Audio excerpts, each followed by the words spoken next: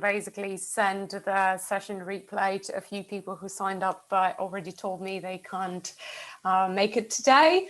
So Yuri, if you could tell us a little bit about yourself, Expressio, what led you to, start this company? We're super excited to hear about that.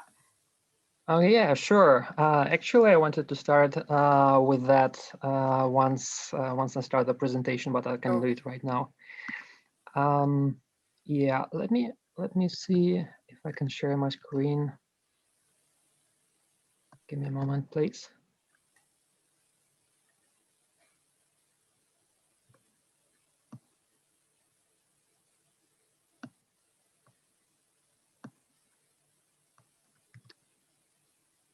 Yep. All right. So, do you see my screen now? Yeah. Okay, cool. Yeah. So yeah, I will switch then to that side. No text here, but since you asked, yeah, I'm a UX and CX professional in the first place, and I'm the entrepreneur and the founder of Expression. So I'm an avid traveler. By the way, I'm in Bali right now. It's nice. Yeah, it's 11 p.m. here. So I a little bit messed up with all the schedule, but anyway.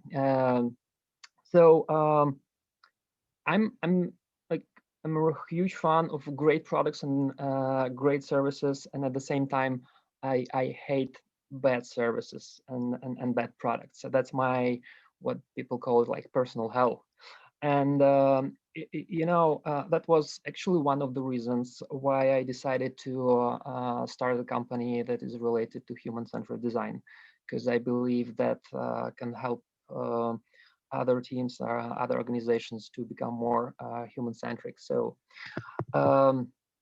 yeah, and with our company Expressia, we're actually on a mission to help other teams and other companies to become more human-centric, more human-centered, and by that becoming more successful. So we do that by providing appropriate tools, teaching and consulting, and actually events as well. So we are trying to form an international community of like-minded people that share the values of human-centered design, also sharing their expertise and their knowledge, all contributing to the same mission, helping other teams and organizations to become more human-centered. So that's a bit of background. Yeah, we kind of share the same mission. We're like complementary in that sense that User Pilot also wants SaaS companies to kind of keep it human. And actually recently I even ranted about it. Like, why do SaaS companies do things in products that they would never do or say in real life?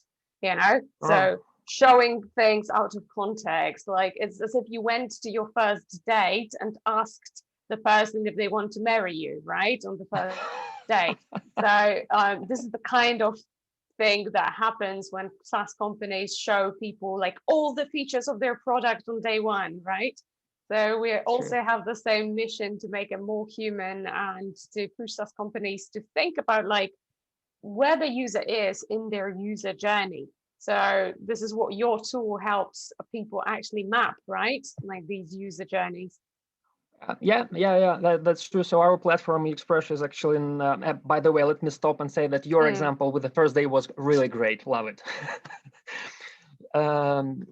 So our platform is actually an online tool that helps you to create and manage your customer journey maps, personas, and impact maps. Currently, we have, I think, like more than 200,000 users across the globe and still counting.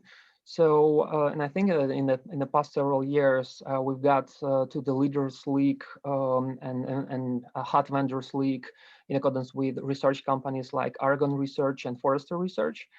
Yeah, and so teams from different companies like Deloitte, Michelin, Philips, Dell are using Expressia to improve the experience of their customers. And now their maps and personas, I think, look beautiful, and they work. They tell the stories of their customers to others, inspiring actions, changes, and improvements. So yeah, and are we okay to start then? Yeah, absolutely. We're excited. Okay, cool.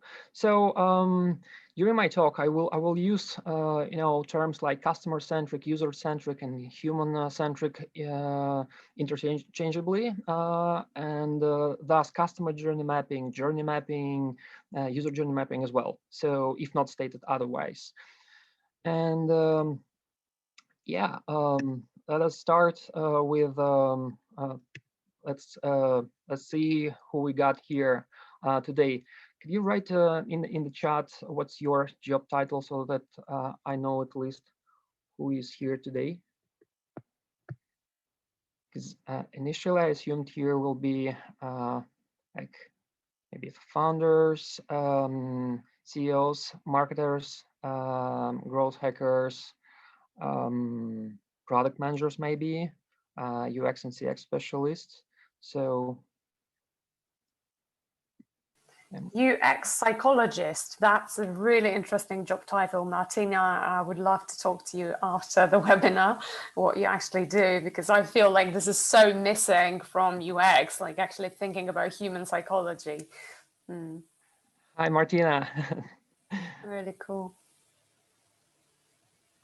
All right. And so my second question would be here, like, why did you come to listen to this talk? Like, why you became interested in that?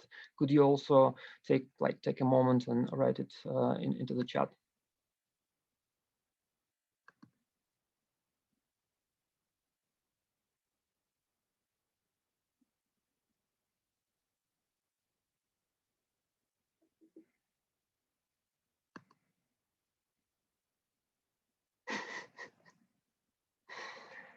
Okay, Martina. I want to see how you came combined. All right.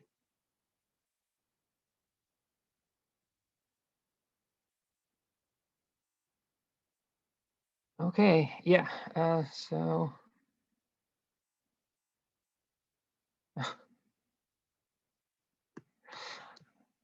All right, so I decided to give this talk because I think that the combination of existing growth hacking tools and human-centered design tools together can help you better, help you in creating a better product, better service, and better experience, and actually improving the metrics of your product and thus making it more successful.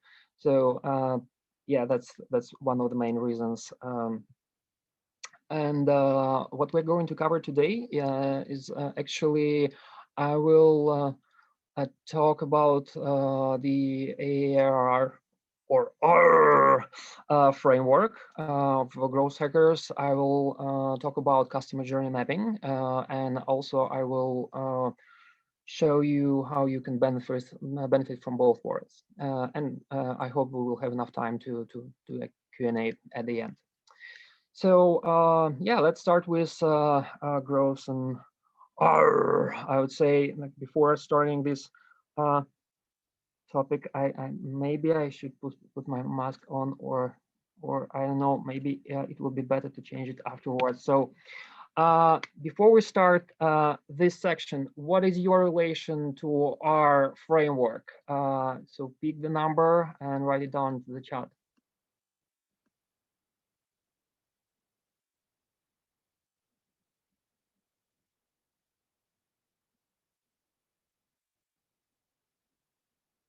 Okay. There is no zero, Arcana, but it's okay. All right, so then we are going to dive into that. Maybe, yeah, maybe that will be better then. Give me a moment then. If we're going to pirate metrics, then I think we need a pirate here. So yeah, let's go then. The term growth hacking, actually, like a bit of theory, it was coined by Sean Ellis in 2010. And after he used all this to to ignite unstoppable growth of Dropbox, LogMeIn, and other successful startups. But you can read that in almost every article. And the R framework, also known as the Pirate framework, oops, give me a moment. Yeah, as the Pirate framework.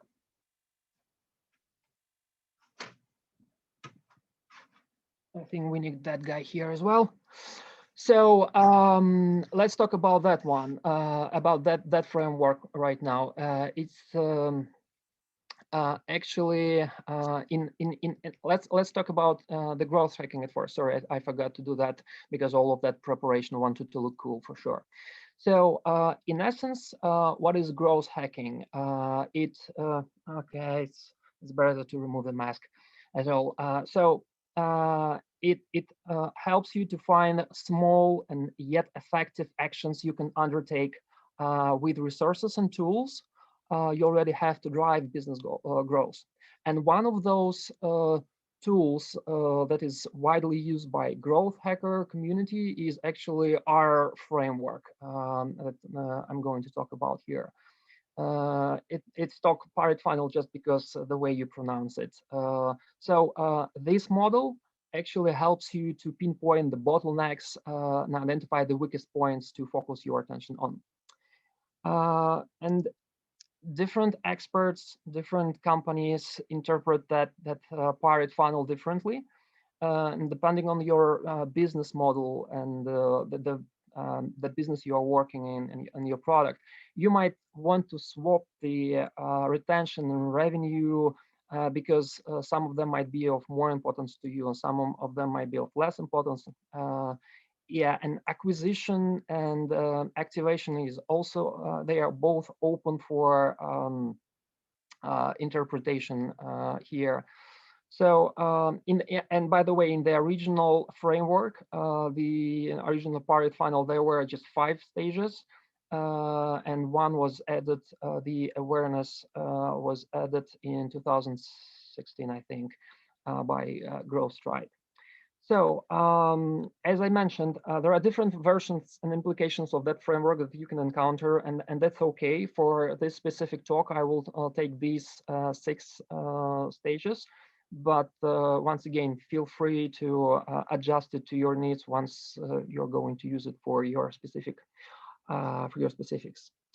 So this framework is being used by growth hackers in the first place, but since usually it's more like a role, not a job title. I know some people hold the job title as well. So it is also used by founders, CEOs, marketing folks, product marketing, product managers, actually everyone who is interested in or responsible for growth.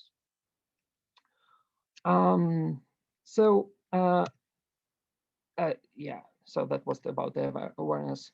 Once again, the companies can use it in different ways, and the important thing here is, the important concept is one metric that matters. This concept, because of the big amount of metrics that you can have on each stage of that funnel, it's important to find the one that might lead you to more growth. And you know, many metrics. I think here might be a good expression, like having many metrics is as bad as having no metrics. So this one metric that matters answers the most important question and encourages you to define clear goals and work towards them. Different startups, they have different OMTMs. Here's some of the examples of well-known companies with their OMTM. For example, Airbnb uses actually used nights booked as one metric that matters. Let's go through some of the stages. of the funnel of the AARRR framework, so that you become more aware of what is that. So the first one, awareness, that was added in 2016, is answers the questions: how do you introduce your company to your potential customers? And that's usually the main focus for marketing, for sure. And you focus here on the brand building aspect. Okay. So some metrics that you can consider on this stage. I mean, the key metrics that you can choose here are impressions, or your positioning in search engines, or your CTR. The next stage is acquisition, and the main question here for acquisition stage is how many users do you actually acquire. So here the main focus is on the first action that will happen to your users, and it's still not about paying, but that's once again the first step here. And some key metrics that you can consider to pick here for acquisition are new leads and CAC metrics, so it's a cost of customer acquisition. These are not the only one, but these are just suggestions. And yeah, the next one is activation. It's about how many users will take the very first step. And some of you might refer that to that as an aha moment, not just the first step, but very important first step, after which your user will get let's say the insight and I would say feel something really good, saying like, wow, yeah, that's cool. That's something that I was looking for maybe all my life. So that's the point when your users or customers realize the value of your product, and after that they probably will stay with you more and more. So here the metrics that you can consider is trial signups, first app openings, first web sessions, and email confirmations. So there are 3 more stages, but I think that we will run quickly through them to get to the point. So there is a retention, revenue, and referral. 3 more here. 3 are. Let's talk about the drawbacks and risks of using the AARRR framework, the Paris. So the framework is built around business stages, and that means that by just looking at those metrics, you can miss one critical element. I would say even the most critical element here is human. It's like our people. And you know, when we're a customer, imagine that you are a customer, you don't think of yourself interacting with a business or with a product in terms like conversion or activation or something like that. You operate with different concepts. So I mean, that the framework is built around business stages might lead to bad results, as I mentioned, missing the human element here. Another important thing here is that involving different teams that work on different stages of that funnel can break the experience of your customers. And so because the creating of the Paris framework and working on it, it's a company-wide effort. And let's say marketing team might be responsible for awareness and acquisitions, sales maybe for revenues, and product team for retention, but involving all of them and making them responsible just for these metrics might break the experience for the end users, thus leading to bad results for sure. Another thing important here is that metrics alone won't give you the complete picture that is really valuable for, and I would say you have to have that complete picture if you would like to correct the funnel and grow. So let's say if retention metrics are underperforming, and the reason may lay at the stage of activation or even acquisition, and you don't know it by just looking at the metrics. So we don't see that connection between these features just by looking at the funnel. Yeah, and another important thing here is I've mentioned one metric that that matters, and yes, it's important to pick it, but it's really hard to choose just one metric among big amount of them without knowing which particular is more important for you for your business. So the framework itself, it doesn't help you with that. It just states that it's important to have OMTM per each stage or in general for your business. So once again, these are the drawbacks and potential risks, not in just using the framework, but in blindly using the framework and believing that that's the only tool that you can use to drive growth. So let's go to the customer journey mapping now. And yeah, I don't have any other birds or someone who can help me with journey mapping, but I hope you will help me with that.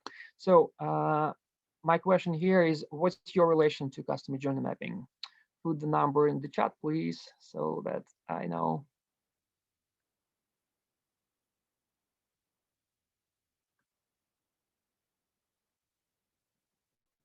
Okay, so it seems that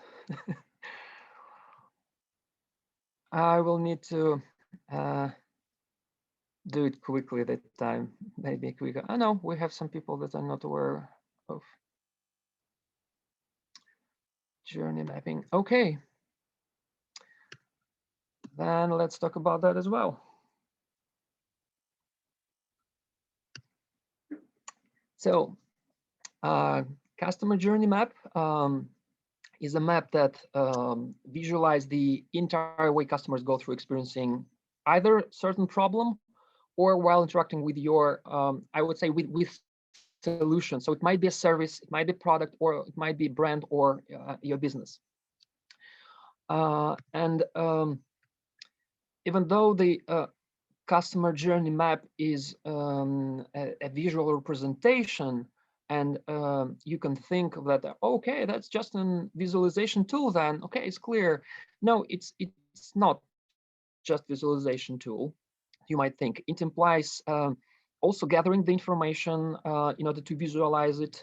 So you either have to do a research or collect data, or at least think of any knowledge of any assumptions that you might have about your customers.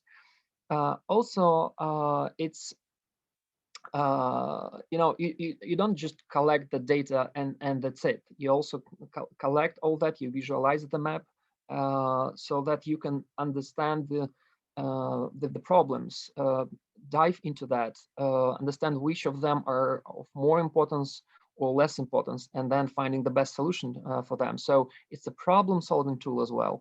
And also, journey map helps you to tell the story of your customer.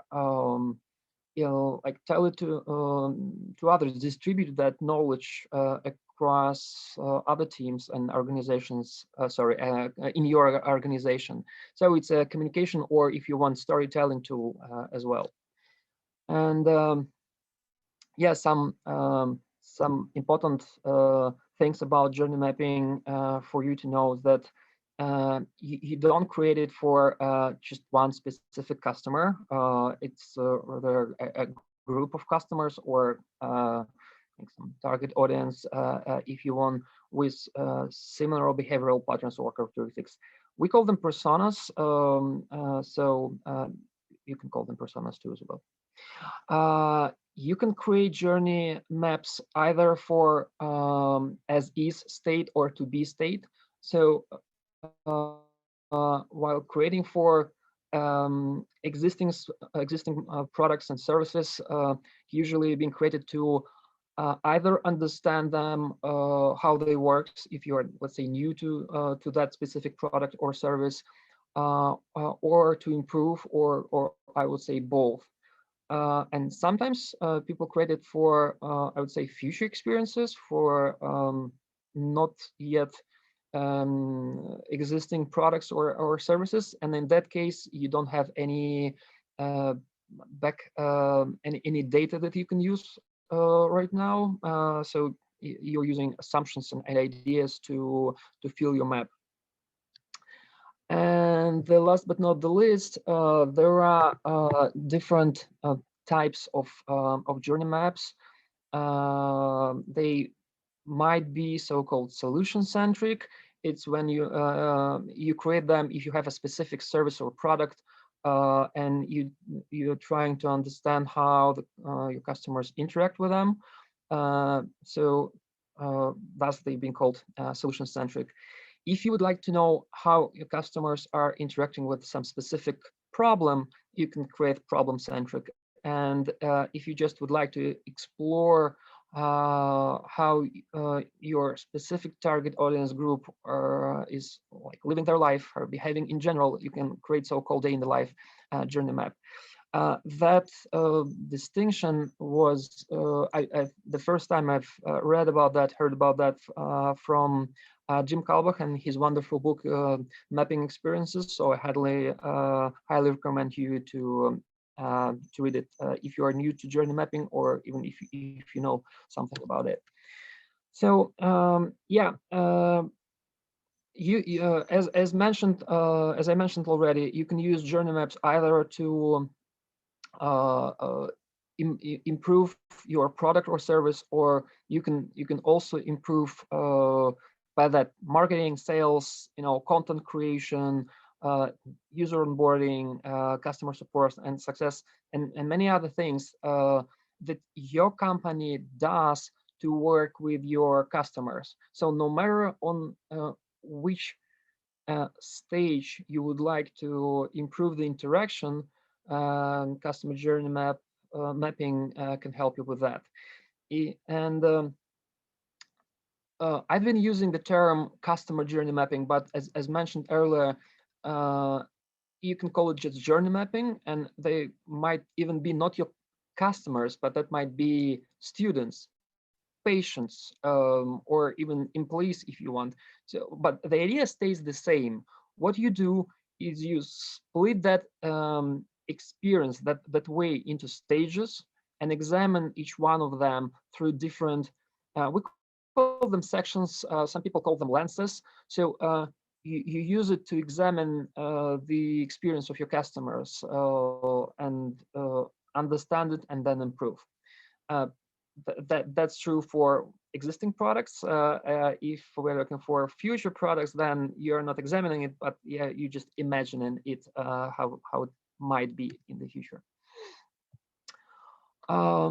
Yeah, so the benefits of using journey mapping in general is that by just understanding all those things, all those barriers, pains, and other stuff related to the experience of your customers, you can find better solutions by seeing the entire picture and not just a tiny fraction, not just a part of it. And also, journey map, well-built, detailed journey map gives you both things, like deep dive into specific steps of their journey, and at the same time bird's eye view. So you can see the connections between these different stages, see problems and issues that appear or in on the intersection of those, as mentioned earlier. If you remember the drawbacks of the Paris framework, so it seems that it's a good match. Also, journey mapping helps you to understand the real reasons. If you add lenses to your journey map that is backed by actual research and data, then you can understand the real reasons, not just assumed problems or let's say assumed problems of your customers.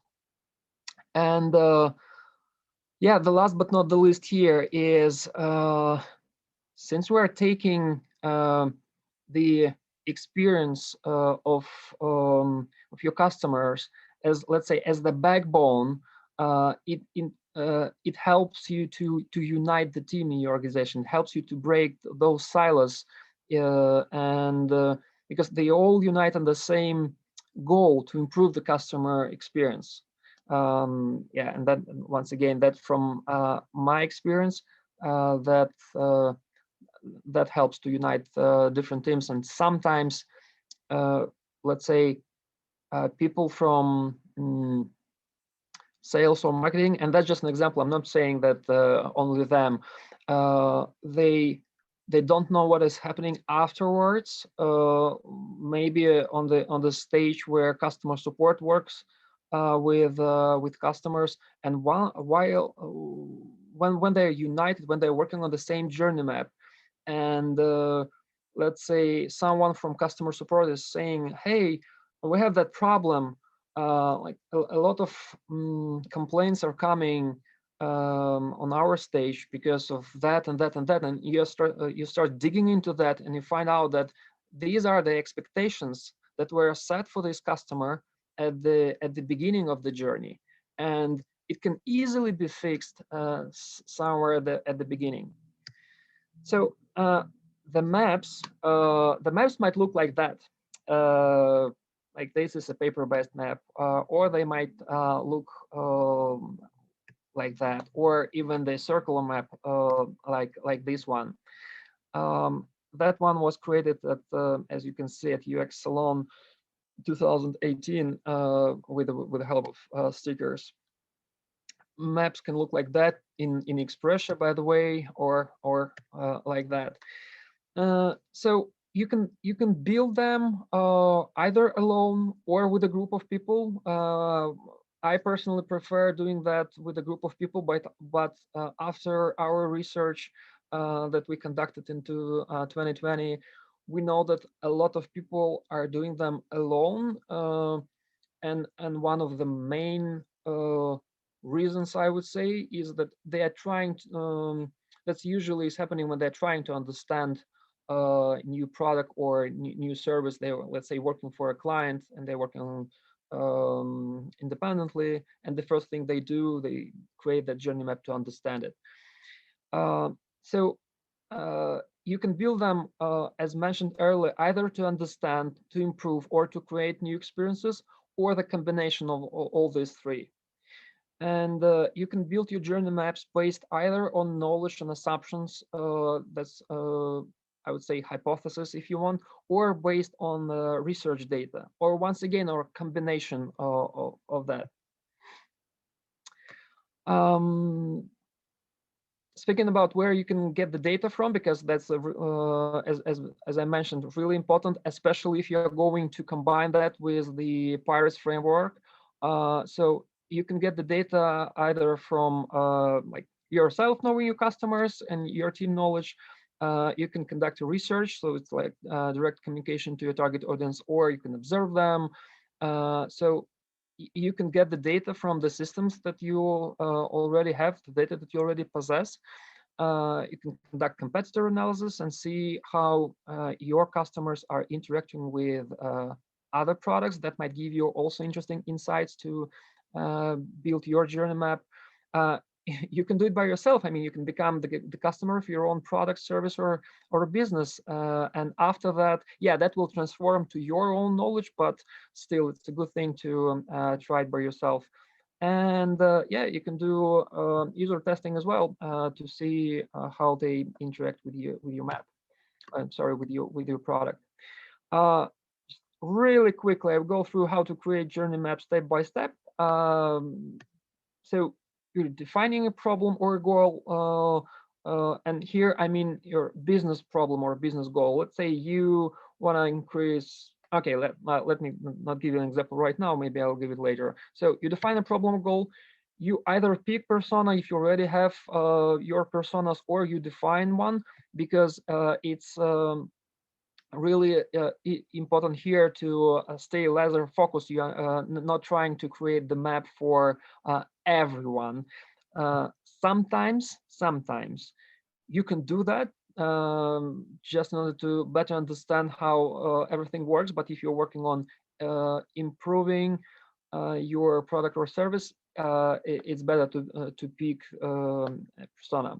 So then you define the stages, specific steps your customers or your, let's say, your persona is going through to achieve their goals. And for each stage, now you're going to define customer goals. So what they are trying to achieve at each specific stage. Then you define the touch points. These are the encounters that happen between your customers and your business. You define processes and channels.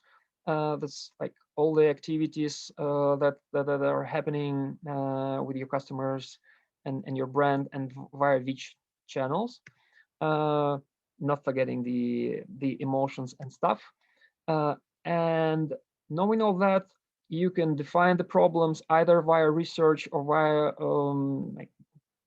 if you don't have I don't know, like time for doing the research, at least you can brainstorm them with the team and define them, and maybe ideas as well.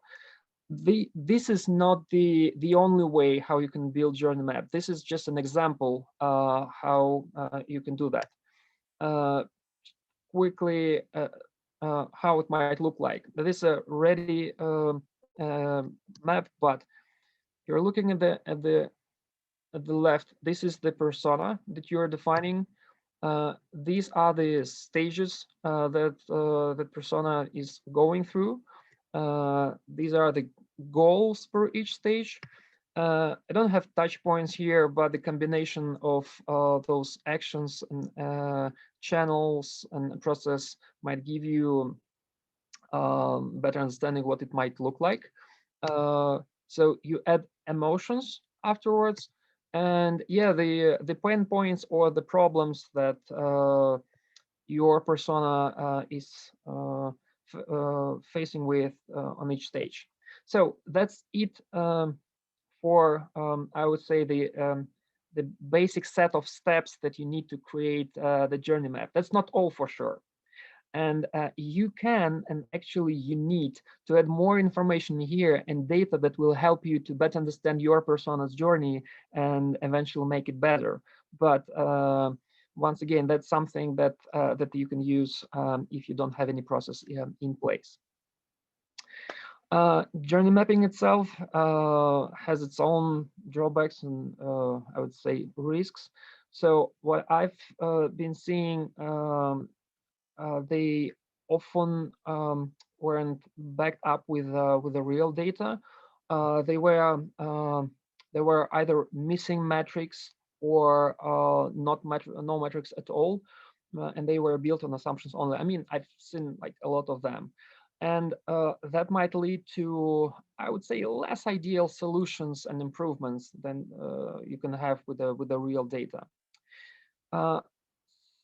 Sometimes, once again, sometimes journey maps, they lack focus on the business side. That's the essence of journey map. It is focused on the customer, and yeah, that's why it's, once again, you might so you're focusing on fixing the customer problems. and not business problems in the first place. And yes, we do that so that afterwards we can build better products and services. And once again, I believe in that by solving customer problems, you can solve business problems. But still, it's important to mention that pure journey maps might lack the focus on the business side. And yeah, detailed journey maps, they really require time and effort to build. It might last, from days to weeks or even months if you need to conduct a thorough research. And yeah, if you build a big detailed journey map, they are might be difficult to work with. Because there are a lot of data in there, and once again, it's hard to consume and to handle all the data at once. So we finally came to the combination of both. Let me check how much time do we have left. Okay, so yeah, I will try to do it as quick as possible then. So the by combining these two, you can take the best of these both worlds. And I already mentioned the drawbacks and risks of both, so I will run quick here. So yeah, the Pirate framework is really cool, and it's a great tool to keep an eye on those old metrics and stuff. But combining it with the customer journey map can help you to put yourself in these customer shoes and keep in mind that you create that products and services for people, and that can help you at the end to increase their engagement by understanding all that. It can help you to increase the engagement of your customers and eventually to boost their loyalty.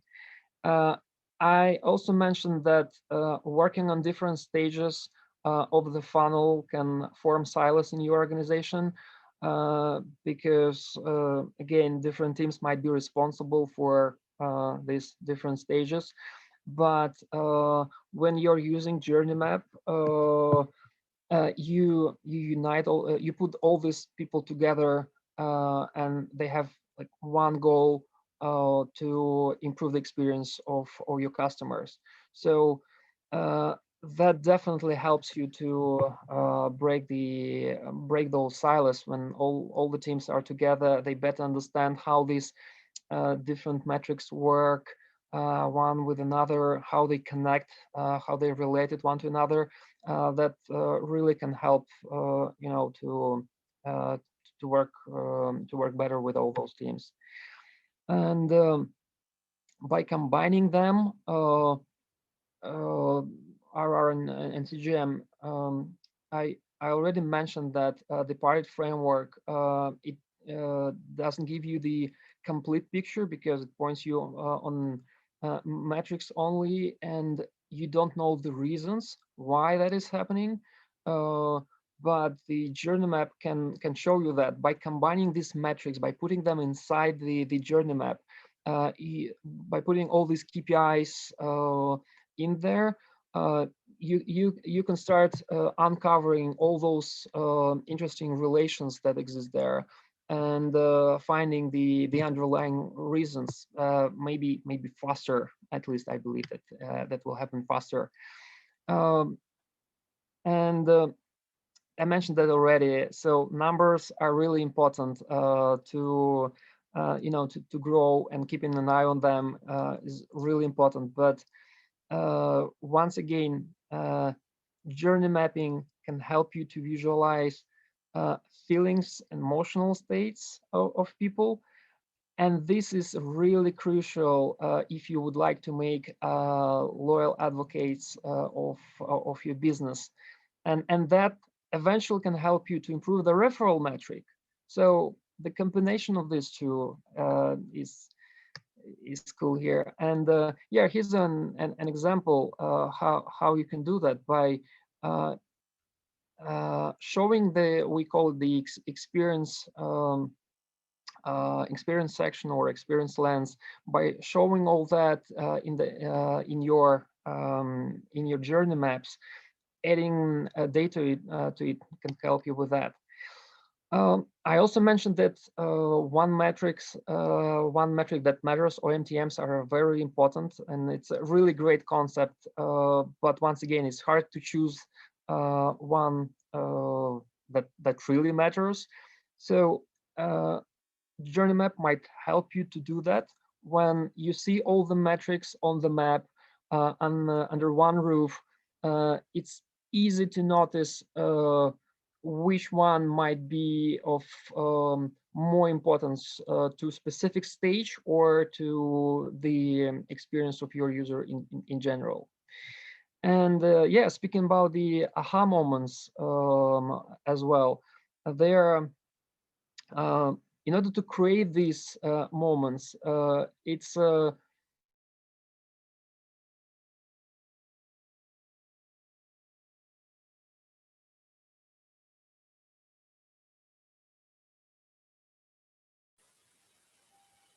I can't hear you, Yuri.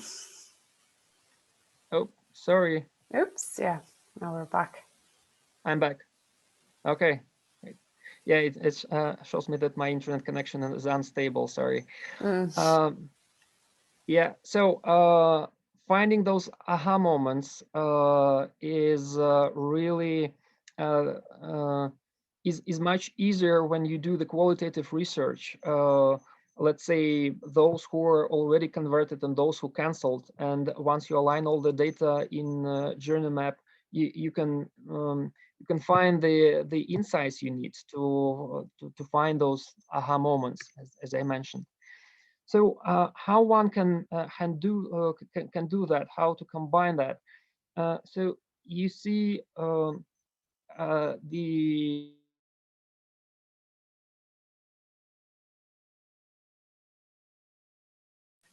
We can't hear you.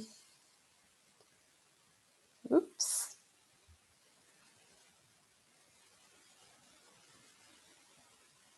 Maybe we'll switch off the video.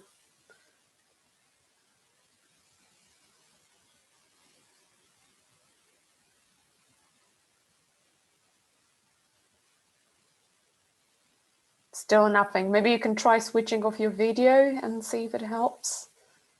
It's probably eating up your bandwidth.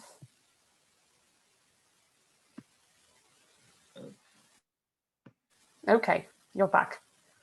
Okay. Yeah. So yeah, what I wanted to tell here is that the last almost the last thing is that the violet stages here came from the pirate framework, and the gray areas came from the sample journey. So this is I would say the sample combination of both of them, and oops, it shows that.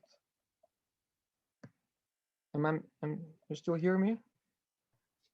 Yeah, we can. Okay. Yep. Sorry.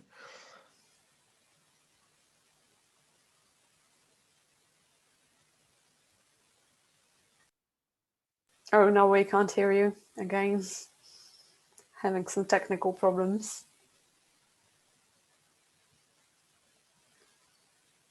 Sorry for sorry for that. The internet is lagging here. Okay, so once again, the pirate funnel stages are not the perfect match to customer journey mapping steps, but there is a great deal of overlap between them. You can pull the metrics from the pirate funnel and group them in line with the stages of a customer journey map. And here's the example that you are seeing on the screen. And you can turn your maps like from this one. You can see the emotional graph going here, and we already seen that map into maps that might look like that. It's not the perfect one because yeah, there are some things that are not so customer centric here. That's just an example, but you see the KPIs at the bottom. That's what you can add for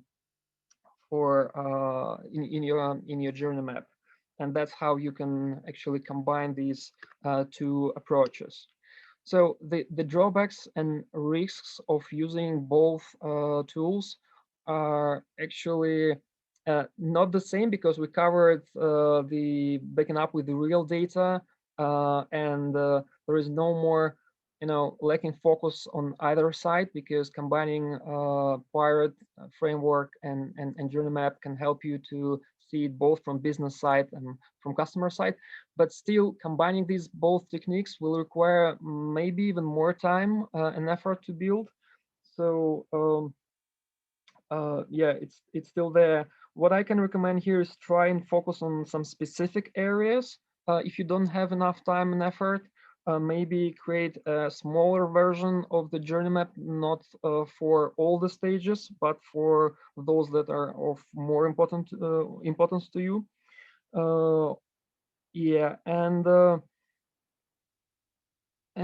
one more is like the big journey map are difficult to work with. Once again, it's because the the bigger maps contain more information, and here you can once again focus on specific areas.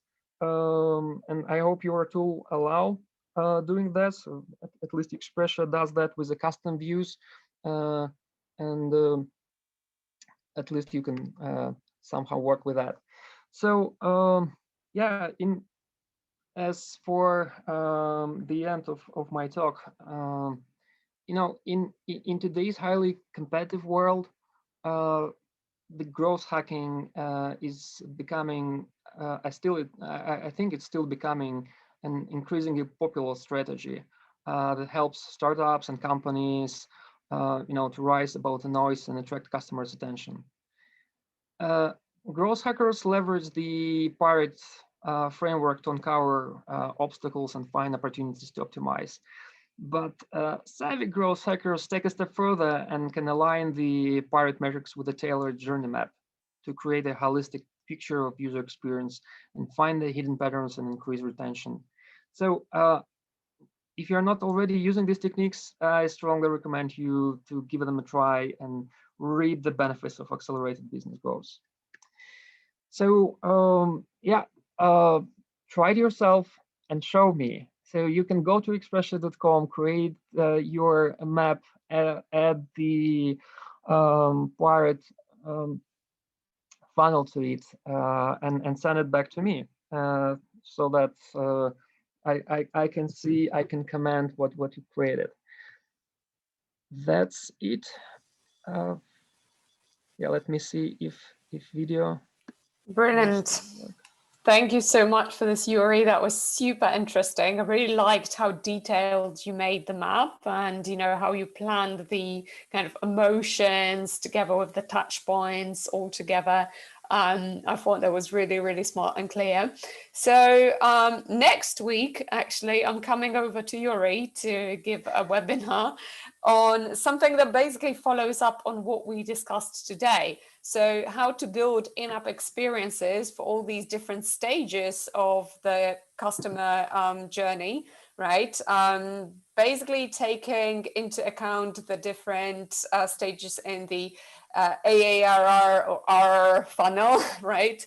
I may not bring my own parrot, unfortunately, next week, but guys, if you enjoyed this and would like to see how to follow up to improve these different metrics at the different stages of the funnels, like stay tuned until next week. I think it's on Wednesday or Thursday, our webinar next week. Yulia, correct me. Yeah, it's on Wednesday. It's on Wednesday. It's on Wednesday. It's on Wednesday 24th. So yeah, do join, please. Awesome. Cool. So do you guys have any questions? Yeah. Let me check the chat. No, there were no, at least for now. Yeah, it's time for questions. I think we have like from 5 to 7 minutes.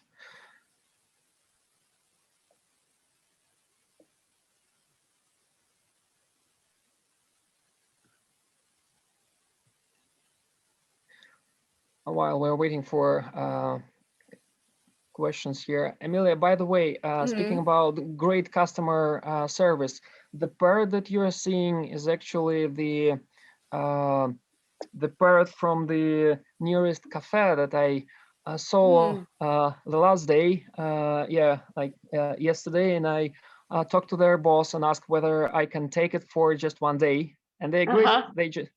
They agreed easily. They said, "Yeah, go ahead, take it." Brilliant. Are you guys are you okay with me taking it? Yeah, I mean, you can leave any form of ID till tomorrow, and that's it. So I just leave them. I left them my driver license, and that's it. Great guys. I mean, without any questions, stuff like that, they just did it. Awesome. That's really good customer service. Brilliant. Cool. So if there are no more, okay, there are some questions. Would you recommend any other books on CX? On CX in general, that's a good one. Let me take that questions with me. I have a number of books, but usually I'm not prepared for a question like that with a full list. So Adina, I can get back to you with that one if if you can write to me and express on that email mentioned on the slide currently, I will get back to you with a recommendation from us. Yeah, there were another one from Stella. Yeah, you already answered it, I think. So yeah, Expression is free to try for everyone. Actually, we have a forever free plan, so you can create your map and share it with me, or export it to, I think, to PNG and share it with me as well.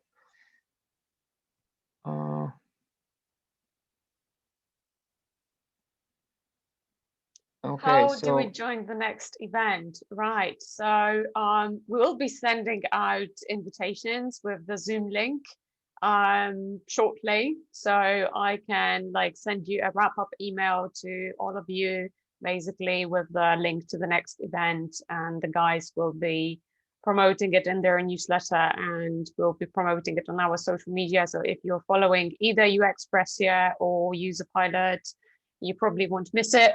Yeah. Cool. Yeah, I see another one. Leon, just to quickly answer your question. Thing that I'm not aware of, whether it's like AGS. Yeah, I'm not aware of that. So and I think we're not using that in Expression, at least consciously. That's very interesting. I will check out the link, Leon, as well. Yeah, so Jakub asks how detailed customer journey maps should be. How do you discover pain points or client on each stage of CM? So the level of details of journey map is actually based on your goals. And yeah, okay, got it. Thank you. And based on your goals, you start. I would recommend starting at first with less stages and less lenses, and adding them only if you see that the amount that you have currently in place doesn't help you to solve the problem you started to solving in the first place, or reaching that goal. Because having a lot of information is as bad as having no information. You will just sink in it. So there is no correct answer here and one correct answer here. Like, you should have so detailed journey map, but there is a rule of thumb that I mentioned. You start small and you add more lenses. Let's say you have a stage and one specific stage, let's say registration, when user registers on your website, sign up, and there are and you see there are a lot of problems that you can identify during that stage that might mean that you should break down that stage into sub-stages. That will make your like, because there are too many of the problems on one stage, you can't really relate to which step, or if you want sub-step, they're related. So you start, splitting them into more sub-stages. And at some point you will see that that's enough. You can solve the problem, you can spot the problem, you can solve it. Same goes with lenses, or sections as we call them. Add them only when you see that the existing amount of sections doesn't help you to solve the problem. So don't make it too detailed. And answering the question, how do you discover pain points of client on each stage? So we're doing that by research, and that might be either qualitative or quantitative research. And you can either laser focus for each that specific stage, and let's say speak only, let's say conducting interviews only with those people who have signed up already, and speak to them, discover the problems that they face with during registration, and that's how you actually discover their pain points. But at the same time, you can back up that with the data that you have to see the signups, like how many of them are happening, and maybe any other metrics that you can think about, you can think of for this specific stage. So I think that that's it that I have for that question. Building a value proposition, map first can help me. Okay, that's Adina is answering the same question. Okay, yeah, Irina, thank you. Yeah, we've I think, yeah, we've made one interesting post after one of our event when we ask attendees for book recommendations. Yeah, that's brilliant. Yeah. All right, so I think time is up for now. And guys, if you have any other questions, you can reach out to me either on LinkedIn or using that email. Once again, feel free to ask anything you want to know about either journey mapping, personas building, our platform, Bali maybe, but in a month or so, because I'm not yet familiar with that, or Burning Man. I'm a huge fan of Burning Man, so please reach out to me if you share the same principles and same values. All right. Great. Thank you so much, guys, for listening to me. Thank you, Emilia, for organizing and making that happen. And thank you, Yulia, for helping me as well. And Irina, for sure. Thank you so much, guys. This was so valuable. So I hope to see you all next week, basically, and then we can continue the conversation how to, put these insights into practice. Great. Looking forward to it. Have a great day, all, and have a great night, Yuri.